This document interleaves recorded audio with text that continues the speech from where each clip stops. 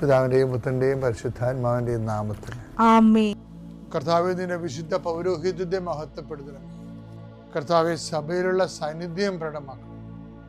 40 വർഷം അർപ്പിച്ച കൃപാന്റെ യുഗതിയെ കൃപാസ്ഥാനത്താരെ ജീവനോടെ പ്രത്യക്ഷപ്പെട്ട പരിശുദ്ധ അമ്മയുടെ മാധ്യസ്ഥത്തിലെ കർത്താവെ, ഈ ദിവസം വെളുപ്പാങ്കാലത്ത് എഴുന്നേറ്റിരുന്നത് കൂടുന്നവരുണ്ട്. സമയം രാവിലെ ഇപ്പോൾ കിട്ടാത്ത കാരണം പിന്നീട് കൂടുന്ന മക്കളുമുണ്ട്. ആരായാലും ശരി കർത്താവെ, അവരെ നീ ആശീർവദിക്കണം. ഇന്നത്തെ ദിവസം അവരുടെ അശ്രദ്ധ കൊണ്ടായിരിക്കും ചിലപ്പോൾ സമയത്ത് അവരത് ഓർത്ത് കാണത്തില്ലായിരിക്കും. പക്ഷെ അകപ്പെട്ടു പോയി. അങ്ങനെയുള്ളവരെ കർത്താവ് ശിക്ഷിക്കരുത്. മനുഷ്യൻ്റെ അകപ്പെട്ടു പോയ ഇടങ്ങൾ തോറ്റ് പരീക്ഷയുടെ പാതാളത്തിൽ പോയ ആൾക്കാരുണ്ട്. ഇൻ്റർവ്യൂവിന് തോറ്റ് വിസ പ്രോസസ്സിങ്ങിൽ പെട്ടുപോയവരുണ്ട്. അതിൻ്റെ ഒരു പാതാളം നിങ്ങളുടെ മുമ്പിലുണ്ട്. ഓരോ ബിസിനസ്സുകൾ, ഓരോ കച്ചവടങ്ങൾ നഷ്ടം വന്ന് നഷ്ടത്തിൻ്റെ പാതാളത്തിൽ പോയ ആൾക്കാരുണ്ട്. ഈശോയെ, രോഗങ്ങൾക്ക് മരുന്ന് കഴിച്ച് ഓപ്പറേഷൻ ഡോക്ടർ തന്നെ പറയുന്നു ഓപ്പറേഷൻ ചെയ്താലും ശരിയാകുമെന്ന് അറിയത്തില്ലെന്ന് പറയുമ്പോൾ രോഗത്തിൻ്റെ പാതാളത്തിൽ അകപ്പെട്ടവരുണ്ട്. പക്ഷേ ഓരോ രാജ്യങ്ങളിൽ മെഡിസിനൊക്കെ എടുത്തിട്ട് തിരിച്ചു വന്നിട്ട് ഇന്ത്യൻ പരീക്ഷ എഴുതിയിട്ട് തോറ്റുപോയവരുണ്ട്. അവർക്ക് ആത്മവിശ്വാസം നഷ്ടപ്പെട്ടു പോയവരുണ്ട്.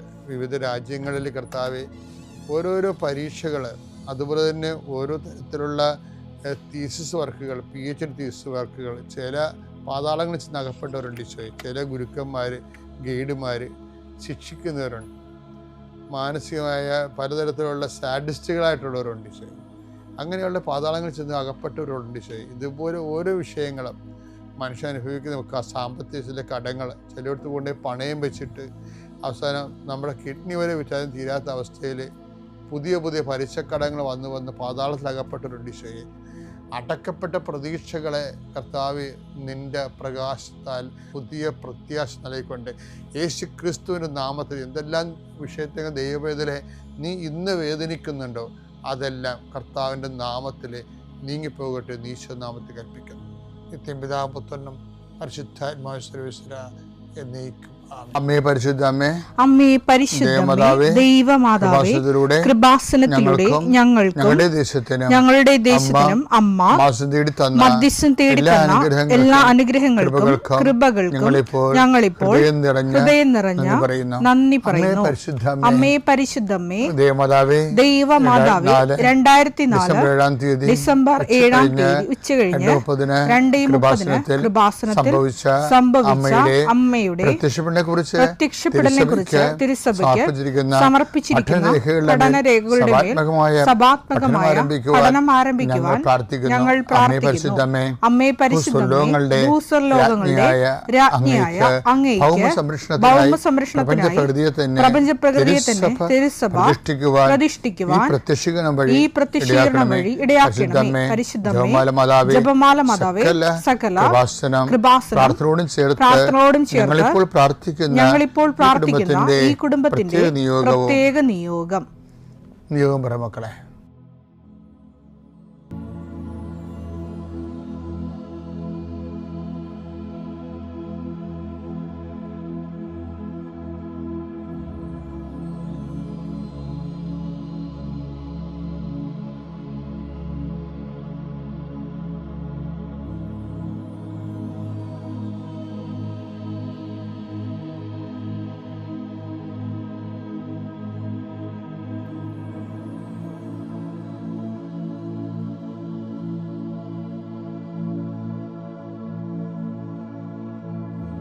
അമ്മയുടെ പ്രത്യക്ഷീകരണത്തിന്റെ ഈ അനുഗ്രഹവേളയിൽ ഞങ്ങൾക്ക് സാധിച്ചു തരുവാൻ കനിയണമേ. ആമേൻ.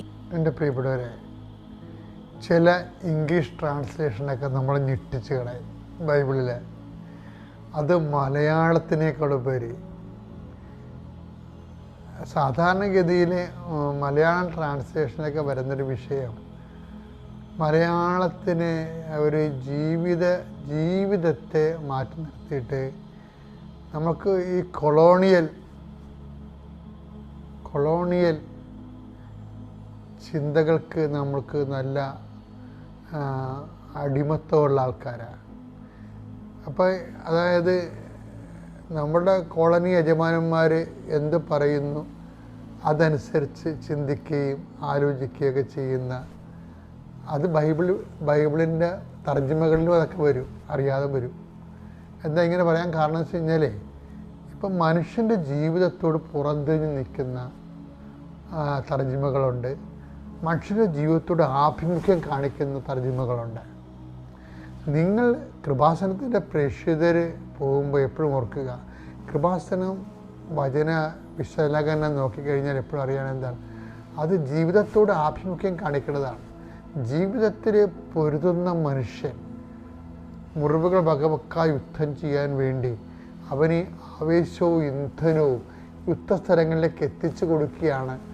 ശരിക്കും ഗോലിയാത്തിനെ കൊല്ലണതിന് മുമ്പേ ദൈവം ഗോലിയാത്തിനെ കൊല്ലാൻ ഏൽപ്പിച്ച ആരെയാണ് ഏൽപ്പിച്ചത്? യുദ്ധസ്ഥലത്ത് അപ്പവും കൊണ്ടുപോയവനാണ്. ഞാൻ പലപ്പോഴും ഞാൻ എന്താ സംസാരിക്കണമെന്ന് ഞാൻ കർത്താവിനോട് ചോദിച്ചിട്ടുണ്ട്. അപ്പോഴൊക്കെ എൻ്റെ മനസ്സിൽ വധിക്കണം, നീ ദാവീദാണ്, നിൻ്റെ പണി യുദ്ധസ്ഥലത്ത് അപ്പവും കൊണ്ടുപോവുകയാണ്. കാര്യം യുദ്ധം ചെയ്യുന്ന സ്ഥലത്ത് അപ്പവും കൊണ്ടുപോകും. അവനെയാണ് ഗോലിയാത്തിനെ കൊല്ലാൻ വേണ്ടി ഏൽപ്പിക്കുന്നത്.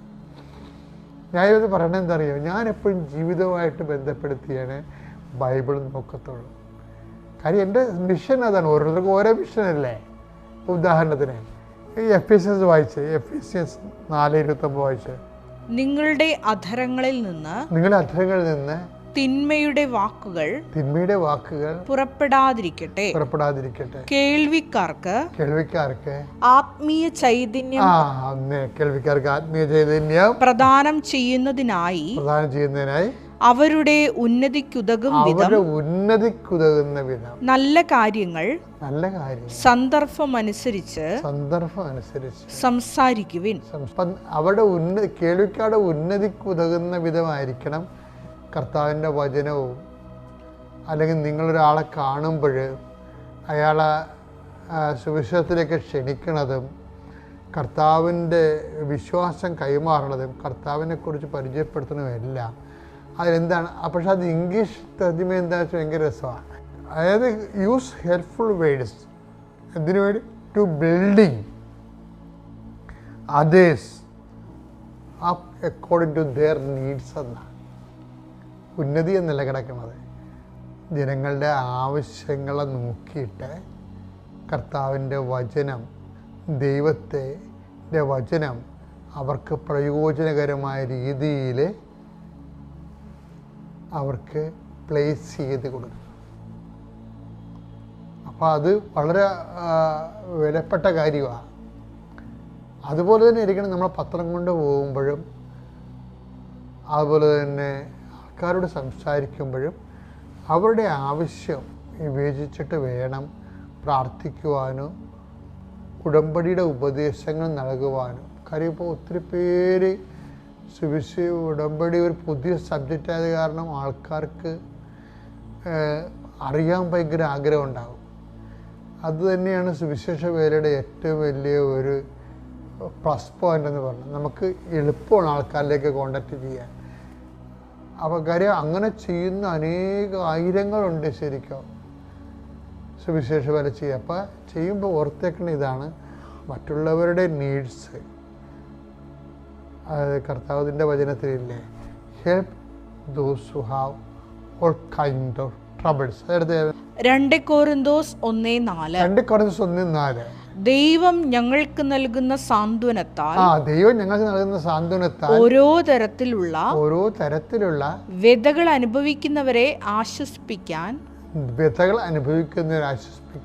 ഞങ്ങൾ ശക്തരാകേണ്ടതിന് ഞങ്ങൾ ദൈവത്തിൽ നിന്ന് അനുഭവിക്കുന്ന അതേ ആശ്വാസം തന്നെ അവരും അനുഭവിക്കേണ്ടതിനും അവിടുന്ന് ഞങ്ങളെ എല്ലാ ക്ലേശങ്ങളിലും സമാശ്വസിപ്പിക്കുന്നു. പ്രേക്ഷിതരുടെ ഉദ്ദേശം എന്താണ്?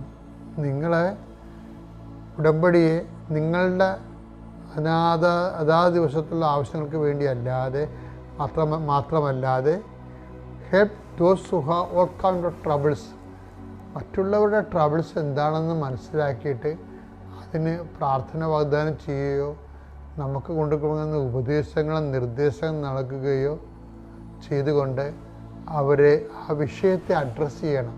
എന്തിന്? ദൈവനാമത്തിൽ. അപ്പോൾ നമ്മൾ ദൈവനാമത്തിലാണ് ചെയ്യണമെന്നുണ്ടെങ്കിൽ പിന്നെ നമ്മൾ പറയുന്ന ഉപദേശം പോലും ഫലിപ്പിക്കണത് ആരാ? ദൈവമാണ്. അയ്യോ ഞാനെന്ത് പറയാനാണെന്നല്ല, എന്നിലൂടെ കർത്താവ് എന്ത് പറയും. അപ്പം നമ്മൾ പറയണത് നീ കർത്താവിൻ്റെ കൃപയിൽ ആശ്രയിച്ചാണ് പറയണമെന്നുണ്ടെങ്കിൽ അത് അവർക്കത് പ്രയോജനമായിട്ട് മാറും. ഇതിനകത്ത് എന്താ കാര്യത്തിൽ നമ്മൾ ബുദ്ധിപരമായിട്ട് ഒരാളോട് സംസാരിച്ച് അയാൾക്ക് ആശ്വാസം ഉണ്ടാകണമല്ല വിഷയം. നമ്മളോട് സംസാരിച്ച് തീരുമ്പോൾ നമ്മൾ പറയുന്നതിൻ്റെ അകത്ത് വലിയ കഴമ്പോ കാമ്പോ ഇല്ലെങ്കിൽ പോലും അവർക്കൊരു ആന്തരിക ശക്തി ലഭിക്കും. അതാര് കൊടുക്കുന്നതാണ്? ദൈവം കൊടുക്കുന്നതാണ്. പിതാവിൻ്റെയും പുത്രൻ്റെയും പരിശുദ്ധാത്മാവിൻ്റെയും നാമം. വിശ്വാസ പ്രമാണം. സർവശക്തനായ പിതാവും ആകാശത്തിൻ്റെയും ഭൂമിയുടെയും സൃഷ്ടാവുമായ ദൈവത്തിൽ ഞാൻ വിശ്വസിക്കുന്നു. അവിടുത്തെ ഏകപുത്രനും ഞങ്ങളുടെ കർത്താവുമായ ഈശോമിശിഹായിലും ഞാൻ വിശ്വസിക്കുന്നു. ഈ പുത്രൻ പരിശുദ്ധാത്മാവിനാൽ ഗർഭസ്ഥനായി കന്യകാമറിയത്തിൽ നിന്ന് പിറന്ന് പൊന്തിയോസ് പീലാത്തോസിന്റെ കാലത്ത് പീഡകൾ സഹിച്ച് കുരിശിൽ തറയ്ക്കപ്പെട്ട് മരിച്ച് അടക്കപ്പെട്ട് പാതാളങ്ങളിൽ ഇറങ്ങി മരിച്ചവരുടെ ഇടയിൽ നിന്ന് മൂന്നാം നാൾ ഉയർത്ത് സ്വർഗത്തിലേക്ക് എഴുന്നള്ളി സർവശക്തിയുള്ള പിതാവായ ദൈവത്തിന്റെ വലതുഭാഗത്തിരിക്കുന്നു. അവിടെ നിന്ന് ജീവിക്കുന്നവരെയും മരിച്ചവരെയും വിധിക്കുവാൻ വരുമെന്നും ഞാൻ വിശ്വസിക്കുന്നു. പരിശുദ്ധാത്മാവിലും ഞാൻ വിശ്വസിക്കുന്നു. വിശുദ്ധ കത്തോലിക്കാ സഭയിലും പുണ്യവാന്മാരുടെ ഐക്യത്തിലും പാപങ്ങളുടെ മോചനത്തിലും ശരീരത്തിന്റെ ഉയർപ്പിലും നിത്യമായ ജീവിതത്തിലും ഞാൻ വിശ്വസിക്കുന്നു. ആമേൻ. സ്വർഗ്ഗസ്ഥനായ ഞങ്ങളുടെ പിതാവേ, അങ്ങയുടെ നാമം പൂജിതമാകണമേ. അങ്ങയുടെ രാജ്യം വരണമേ. അങ്ങയുടെ തിരുമനസ് സ്വർഗത്തിലെ പോലെ ഭൂമിയിലും ആകണമേ. അന്നു വേണ്ടുന്ന ആഹാരം ഇന്ന് ഞങ്ങൾക്ക് തരണമേ. ഞങ്ങളോട് തെറ്റ് ചെയ്യുന്നവരോട് ഞങ്ങൾ ക്ഷമിക്കുന്നത് പോലെ ഞങ്ങളുടെ തെറ്റുകൾ ഞങ്ങളോടും ക്ഷമിക്കണമേ. ഞങ്ങളെ പ്രലോഭനത്തിൽ ഉൾപ്പെടുത്തരുതേ, തിന്മയിൽ ഞങ്ങൾ രക്ഷിക്കണമേ. ആമേൻ. നന്മ നിറഞ്ഞ മറിയമേ, സ്വസ്തി. കർത്താവ് അങ്ങയുടെ കൂടെ സ്ത്രീകളിൽ അങ്ങ് അനുഗ്രഹിക്കപ്പെട്ടവളാകുന്നു. അങ്ങയുടെ ഉദരത്തിൻ ഫലമായി ഈശോ അനുഗ്രഹിക്കപ്പെട്ടവനാകുന്നു. പരിശുദ്ധ മറിയമേ, തമ്പുരാന്റെ അമ്മേ, പാപികളായ ഞങ്ങൾക്ക് വേണ്ടി ഇപ്പോഴും ഞങ്ങളുടെ മരണസമയത്തും തമ്പുരാനോട് അപേക്ഷിക്കണമേ. ആമേൻ. കർത്താവേ, നിന്റെ ഉന്നതമായ നാമത്തിന് സ്തോത്രം ചെയ്യുന്നു. അങ്ങനെ സർട്ടിഫിക്കറ്റും കൊണ്ട് കോളേജിൽ ചെന്ന് അപ്പോൾ ഇവൻ പറഞ്ഞിരുന്നു എൻ്റെ അടുത്ത് 5000 രൂപ വേണം കേട്ടോ അമ്മേന്ന്. പക്ഷെ ചേട്ടനോട് പറയാൻ പറ്റൂലല്ലോ, പൈസ കൊടുക്കണമെന്ന് പറഞ്ഞു കഴിഞ്ഞാൽ ചേട്ടൻ സമ്മതിക്കില്ല. അങ്ങനെ ഞാൻ പറഞ്ഞില്ല. അവിടെ ചെന്നപ്പോൾ മാതാവിൻ്റെ അനുഗ്രഹം കൊണ്ട് പൈസയൊന്നും വേണ്ടി വന്നില്ല. ഇവന് എക്സാം എഴുതാനും പറ്റി. അങ്ങനെ ഇവൻ നല്ല മാർക്കോടുകൂടി എല്ലാ സെമ്മും പരീക്ഷ പാസ്സായി. ഇവന് 2023 നവംബർ മാസം ഒരു ഇൻ്റർവ്യൂ ഉണ്ടായി. അതിൽ ഇവൻ സെലക്ട് ആവുകയും ചെയ്തു. എന്നെക്കൊണ്ട് പറ്റുന്ന രീതിയിൽ ഞാൻ രോഗികളെ കാണുകയും അവർക്ക് എന്നെക്കൊണ്ട് കഴിയുന്ന രീതിയിൽ സഹായിക്കുകയും ചെയ്യാറുണ്ട്. കുടുംബ പ്രാർത്ഥനയുണ്ട്. ചില ദിവസങ്ങളിൽ ചേട്ടൻ പ്രാർത്ഥനയിൽ ഇരിക്കില്ല. എന്നാലും ഞാനും മക്കളും കൂടി പ്രാർത്ഥന ചൊല്ലും. പരിശുദ്ധ അമ്മയ്ക്കും ഈശോയ്ക്കും 1000 നന്ദി. എൻ്റെ പേര് ജീന, ഞാൻ തൃശ്ശൂരിൽ നിന്നാണ്. ഞാൻ 2019 മാർച്ച് 27 ഉടമ്പടി എടുത്തത്. അപ്പോൾ ഞാൻ വന്നത് എൻ്റെ മോനെ ജർമ്മനിയിലെ മാസ്റ്റേഴ്സ് ചെയ്യാനായിട്ട് അഡ്മിഷൻ ലഭിക്കാൻ വേണ്ടിയിട്ടായിരുന്നു. അങ്ങനെ ഇപ്പോൾ അവൻ്റെ സ്റ്റഡീസൊക്കെ കഴിഞ്ഞു, നല്ല യൂണിവേഴ്സിറ്റിയൊക്കെ കിട്ടി, നല്ല മാർക്കോടുകൂടി പാസ്സായി. പിന്നെ മോൾക്ക് പ്ലേസ്മെൻറ്റിൽ ബാങ്കിൽ ജോലിയും കിട്ടിയായിരുന്നു. ഇതിനിടയിൽ മെയിനായിട്ട് ഞാനൊരു ഉടമ്പടിയിൽ വെച്ചിരുന്ന എൻ്റെ ഹസ്ബൻഡിന് ബൈ ബർത്തിൽ തന്നെ ഹാർട്ടിലൊരു ഹോളുണ്ടായിരുന്നു. അപ്പോൾ അത് അറിയാമെന്നുണ്ടെങ്കിലും ചെക്കപ്പിനൊന്നും അങ്ങനെ പോയിരുന്നില്ല. പിന്നെ ഒരു 22 വർഷം മുമ്പ് ഒരു ചെക്കപ്പ് ചെയ്തപ്പോൾ അത് 9 mm ആയെന്ന് പറഞ്ഞു. അതിനുശേഷം പിന്നെ ആൾക്ക് ഭയങ്കര പേടിയാണ് ഒരു ഇഞ്ചക്ഷനൊക്കെ. അപ്പോൾ ഡോക്ടറെ കാണിക്കാതെ ഇങ്ങനെ കൊണ്ട് നടന്നു. അതിനുശേഷം ഞങ്ങൾ ദുബായിലും ആയിരുന്നു. അപ്പോൾ തിരിച്ച് ആൾ കൊറോണയുടെ സമയത്ത് എല്ലാം 2020 റിസൈൻ ചെയ്ത് നാട്ടിലെത്തി. അന്ന് മോൾക്കും ജോലിയെല്ലാം ഒന്ന് സെറ്റായ സമയത്ത് ആൾക്കൊരു ദിവസം ഭയങ്കര വയറുവേദന വന്നു. അപ്പോൾ ഡോക്ടറെ കാണിച്ചപ്പോൾ അൾട്രാസൗണ്ട് സ്കാനിൽ സ്റ്റോണ് ആയിരുന്നു. കിഡ്നിയിലൊരു 4 mm സ്റ്റോണുണ്ട്. പിന്നെ യൂറിനറി ബ്ലാഡ് ട്യൂബിലേക്ക് ഒരു 2.5 mm ഒരു സ്റ്റോൺ ഇറങ്ങി വന്നിട്ടുണ്ടെന്ന് പറഞ്ഞു. അപ്പോൾ ഡോക്ടർ അപ്പോൾ തന്നെ സർജറി ചെയ്യണം, എല്ലാതും ഒരുക്കാൻ പറഞ്ഞു. അങ്ങനെ സർജറിക്ക് റെഡിയായി, എനിമ എല്ലാ കാര്യങ്ങളും ചെയ്തു. അപ്പോൾ ആൾക്ക് സർജറി വീണ്ടും പേടിയായി. പിന്നെ ഞങ്ങൾ തീരുമാനിച്ചു എന്നാൽ സർജറി വേണ്ട, നമുക്കൊന്ന് നോക്കാം. അപ്പോൾ ഡോക്ടറെ അടുത്ത് പറഞ്ഞു ഇങ്ങനെ ഹാർട്ടിൽ ചെറിയൊരു പ്രോബ്ലം ഉള്ള കാരണം അതിൻ്റെ ECGയും കാര്യങ്ങളൊക്കെ ചെക്ക് ചെയ്തിട്ട് നമുക്ക് നോക്കാമെന്ന് പറഞ്ഞു. അപ്പോൾ ECG ചെയ്ത് കഴിഞ്ഞപ്പോൾ ഡോക്ടർ ഭയങ്കരമായിട്ട് ഇത്രയും കാലമായിട്ട് ഇപ്പോൾ ആൾക്ക് 56 വയസ്സായി. അപ്പോൾ ഇത്രയും കാലമായിട്ട് ചെയ്യാത്തതിന് ഡോക്ടർ കുറേ വഴക്കൊക്കെ പറഞ്ഞു. അങ്ങനെ ഡിസ്ചാർജ് മേടിച്ച് ഞങ്ങൾ എറണാകുളത്ത് ഒരു നല്ല ഹോസ്പിറ്റലിൽ പോയി. അപ്പോൾ അവിടെ വെച്ച് അവർ പറഞ്ഞു ആദ്യം സ്റ്റോണിൻ്റെ ഇഷ്യൂസൊക്കെ തീരട്ടെ, അത് കഴിഞ്ഞിട്ട് പിന്നെ ഹാർട്ടിൻ്റെ കാര്യങ്ങൾ നമ്മൾ നോക്കാമെന്ന് പറഞ്ഞു. അങ്ങനെ തിരിച്ചു വരുത്തി കുറച്ച് ടാബ്ലറ്റ്സൊക്കെ തന്നിട്ടുണ്ടായി.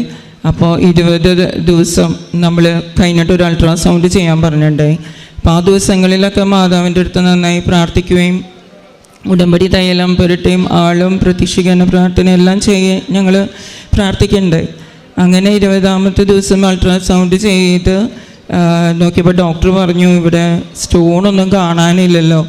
അപ്പോൾ അത് പറഞ്ഞു കഴിഞ്ഞിട്ട് അത് ക്ലിയർ ചെയ്തായിട്ട് കിടക്കണേന്ന് പറഞ്ഞു. അപ്പോൾ ആ കാര്യം ഓക്കെ. പിന്നെ ഞങ്ങൾക്ക് ശരിക്കും ഞാൻ തിരിച്ച് വീട്ടിലെത്തി കഴിഞ്ഞപ്പോൾ ആൾ ബെഡ്റൂമിൽ വന്നു കഴിഞ്ഞപ്പോൾ ഭയങ്കര ഒരു മുല്ലപ്പൂവിൻ്റെ സുഗന്ധം ഉണ്ടായി.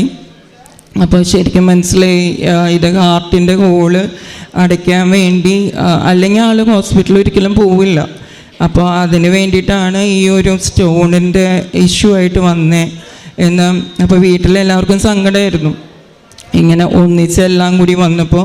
അപ്പോൾ ഞാൻ പറയാറുണ്ടായിരുന്നു ഉടമ്പടി എടുത്തിട്ടുണ്ട്, സ്റ്റോണ് ഇതൊക്കെ വെറും പോയിക്കോളും, സർജറി ഒന്നും വേണ്ട അങ്ങനെ. പക്ഷെ പിന്നീട് ഡോക്ടറെ കാണിച്ചപ്പോൾ കാറ്റ് ടെസ്റ്റ് ചെയ്തു. അപ്പോൾ ഹാർട്ടിൽ ഹോള് മാത്രമല്ല ഒരു പൾമണറി വെയിൻ പൊസിഷൻ മാറി കിടക്കുന്നുണ്ട്. അപ്പോൾ അതും കൂടിയും ഓർഡറാക്കി വെക്കണം. അപ്പോൾ ഓപ്പൺ ഹാർട്ട് സർജറി തന്നെ പറ്റുള്ളൂ. അപ്പോൾ അത് ആൾ ഒരിക്കലും ആക്സെപ്റ്റ് ചെയ്തില്ല, ഞാൻ ചെയ്യില്ല, ഇങ്ങനെ തന്നെ നിൽക്കുള്ളൂ എന്നൊക്കെ പറഞ്ഞു. അങ്ങനെ ഭയങ്കര ഞാൻ പ്രാർത്ഥനയും കാര്യങ്ങളൊക്കെ ആയിരുന്നു. ഞങ്ങളും ഒരു ഉപവാസം എടുക്കലും 21 ദിവസം നല്ല പ്രാർത്ഥനയിലായിരുന്നു. അപ്പോൾ ആ ഇടയ്ക്ക് ഈ സ്കാൻ റിപ്പോർട്ട് വെല്ലൂരും അപ്പോളോ ഹോസ്പിറ്റലൊക്കെ അയച്ചു. എല്ലാവരും പറഞ്ഞു ഓപ്പൺ ഹാർട്ട് തന്നെ വേണം. അപ്പോൾ അതാണെങ്കിൽ ഹസ്ബൻഡ് ചെയ്യില്ല എന്നും. അപ്പോൾ അങ്ങനെ കുറച്ച് നാൾ കഴിഞ്ഞപ്പോഴാണ് ഇതിൻ്റെ ഇടയിൽ ഉപവാസമൊക്കെ എടുത്തിരിക്കുന്നതിൻ്റെ ഇടയിൽ ആളുടെ അളിയൻ്റെ ഒരു കാർഡിയോളജി ഡിപ്പാർട്ട്മെൻറ്റിൽ കോട്ടയം മെഡിക്കൽ കോളേജിലൊരു ഡോക്ടറുണ്ട്. അപ്പോൾ ആൾക്ക് സ്കാൻ റിപ്പോർട്ട് കാണിച്ചപ്പോൾ ആളെ കാണണമെന്ന് പറഞ്ഞു. പേഷ്യൻറ്റിനെ കണ്ടു കഴിഞ്ഞപ്പോൾ പറഞ്ഞു ആൾക്ക് ഒരു MICS, അതായത് മിനിമൽ സർജറി, സൈഡിൽ നിന്ന് കട്ട് ചെയ്യുന്ന ഒരു കുറച്ച് സ്റ്റിച്ച് മാത്രം എടുത്തിട്ട് ഒരു കീ ഹോള് പോലെ തന്നെ അങ്ങനെ ചെയ്യാമെന്ന് പറഞ്ഞു. അത് ഞങ്ങൾക്ക് ഭയങ്കര ഒരു ആശ്വാസമായിരുന്നു. പിന്നീട് അതിൻ്റെ ടൈം എടുത്തിട്ട് തന്നെ ഒരു കുഴപ്പമില്ലാണ്ട് കൊറോണയുടെ സാഹചര്യത്തിലായിരുന്നു. അപ്പോൾ ആ സമയത്ത് ആളുടെ പെങ്ങളുടെ മോൻ്റെ കല്യാണം ഉണ്ടായി. ആ ടൈമിൽ ആ കല്യാണം അറ്റൻഡ് ചെയ്ത ഓരോ ഫാമിലിക്കും കൊറോണ വന്നിരിക്കുന്ന സാഹചര്യത്തിൽ അതിൽ നിന്ന് ഞങ്ങൾ നിൽക്കുന്ന ആളുടെ പെങ്ങളുടെ വീട്ടിലും 2 വീട്ടിലും മാത്രം ഈ ഒരു കൊറോണ ആർക്കും വരാതെ സംരക്ഷിച്ച് അങ്ങനൊരു സർജറി വളരെ ഒരു ബുദ്ധിമുട്ടില്ലാണ്ട് തന്നെ ആൾക്കൊരു പെയിൻ പോലും ഇല്ലാതെ അങ്ങനെ നടന്ന് 5ാമത്തെ ദിവസം ഡിസ്ചാർജ് ചെയ്തു. പിന്നെ 2 ദിവസം കുറച്ച് 15 ദിവസം കഴിയുമ്പോൾ സ്റ്റിച്ച് കട്ട് ചെയ്യണം. പക്ഷേ അതിനു മുമ്പ് എല്ലാ ആക്ടിവിറ്റീസും ആൾ ചെയ്യാമെന്ന് പറഞ്ഞു. എനിക്ക് തോന്നുന്നു പെങ്ങളുടെ വീട്ടിൽ വന്ന് അന്നത്തെ ദിവസം മുതൽ തന്നെ എഴുന്നേറ്റ് നടക്കുകയായിരുന്നു, ഒരു പ്രോബ്ലം ഉണ്ടായില്ല. പിന്നെ ഇതിലും വലിയ അത്ഭുതം എന്താണെന്ന് വെച്ചാൽ ഈ ഹോസ്പിറ്റലിൽ ഞങ്ങൾക്കതൊരു എക്സ്പെൻസ് പോലും ഇല്ലാണ്ട് അവിടുത്തെ ഒരു ഇൻഷുറൻസിലാണ് ചെയ്തത്. അപ്പോൾ അങ്ങനെ ഈ ഒരു കാര്യത്തിന് വേണ്ടിയിട്ടാണ് ഇത്രയധികം ഹോസ്പിറ്റലൊക്കെ കാണിച്ച് കൊണ്ടുവന്ന് വന്നതെന്ന് ഞാനിങ്ങനെ ഞങ്ങൾക്ക് ഉറപ്പായിരുന്നു. അങ്ങനെ അത് ഒരു ഫ്രീ ഓഫ് കോസ്റ്റിലാണ് അത് ചെയ്തതും. അപ്പോൾ അങ്ങനെ ഇപ്പം എക്കോ ടെസ്റ്റ് ചെയ്തത് പക്ഷേ ഞങ്ങൾ 2-3 ആഴ്ച മുമ്പാണ്. അപ്പോൾ എല്ലാം ഓക്കെയാണെന്ന് ഡോക്ടർ പറഞ്ഞു. അപ്പോൾ അത് കഴിഞ്ഞിട്ട് സാക്ഷ്യം പറയാമെന്ന് വിചാരിച്ചു. അപ്പം അങ്ങനെ ആൾ ഓക്കെ ആയി. പിന്നെ ഇതിൻ്റെ ഇടയിൽ എൻ്റെ മമ്മിക്ക് ഒരു അലർജിയുടെ അസുഖമുണ്ട്. അപ്പോൾ എപ്പോഴും ചെറിയ കാറ്റും തണുപ്പൊക്കെ വന്നു കഴിഞ്ഞാൽ ഭയങ്കര അലർജിയാണ്. അപ്പോൾ ഡിസംബർ മാസമായാൽ തുടങ്ങും ടാബ്ലറ്റ് കഴിക്കേണ്ട വർഷങ്ങളായിട്ട്. അപ്പോൾ അങ്ങനെ ഇരിക്കുമ്പോൾ ബ്രദർ കാലിഫോർണിയയിലുണ്ട്. അപ്പോൾ അവിടെ 3 പ്രാവശ്യം പോയപ്പോഴും ഫ്ലൈറ്റിൽ നിന്ന് ഇറങ്ങി അപ്പം മുതൽ തുടങ്ങും ഇങ്ങനെ ചൊറിച്ചിലും ദേഹത്ത് പൊട്ടലും ഒക്കെ ആയിട്ട്. അപ്പോൾ ആൾക്ക് പോവാമെന്ന് പറഞ്ഞാൽ ഭയങ്കര വിഷമമാണ്. അങ്ങനെ ഇരുന്നപ്പോൾ എൻ്റെ ഹസ്ബൻഡിന് ഇങ്ങനെയൊക്കെ ആയപ്പോൾ അങ്ങനെ മാതാവിൻ്റെ മധ്യസ്ഥതയിൽ ഇതൊക്കെ ലഭിച്ചു എന്ന് പറഞ്ഞപ്പോൾ മമ്മിയും പ്രാർത്ഥിക്കാൻ തുടങ്ങി. എൻ്റെ അടുത്ത് 4ാമത്തെ തവണ പോണേൻ്റെ തലേദിവസം ഓൺലൈൻ ഉടമ്പടി എടുക്കാൻ പറഞ്ഞു രാത്രി വന്ന്. അങ്ങനെ ഞാൻ ഓൺലൈൻ ഉടമ്പടി എടുത്തു മമ്മിക്ക്. മമ്മി പിറ്റേ ദിവസം പോയി ഫ്ലൈറ്റിൽ നിന്ന് ഇറങ്ങി അപ്പം മുതൽ മമ്മിക്ക് ഉണ്ടായിട്ടേ ഇല്ല പിന്നെ രോഗം. ഇപ്പം അത് 2 വർഷം കഴിഞ്ഞു. ഇപ്പോഴും അവിടെ തന്നെയാണ്. അപ്പോൾ പോയി വന്നു 6 മാസം നിൽക്കാൻ പറ്റുള്ളൂ. വന്ന് 2ാമത് പോയി അപ്പോഴും ഒരു പ്രശ്നവുമില്ല. ഇപ്പോൾ അവിടെ തന്നെയാണ്. അപ്പോൾ ഞാനിവിടെ സാക്ഷ്യം പറയാൻ വന്നപ്പോൾ ഇതുകൂടെ പറയണം. മമ്മി ഇപ്പോഴും പ്രാർത്ഥനയും കാര്യങ്ങളൊക്കെ ഉണ്ട്. മാതാവിൻ്റെ പ്രാർത്ഥന ചെല്ലുന്നുണ്ട്. ഉടമ്പടി നേർച്ച വസ്തുക്കളൊക്കെ ഉപയോഗിക്കുന്നുണ്ട്. അപ്പോൾ അങ്ങനെ ചെയ്യുന്നുണ്ട്.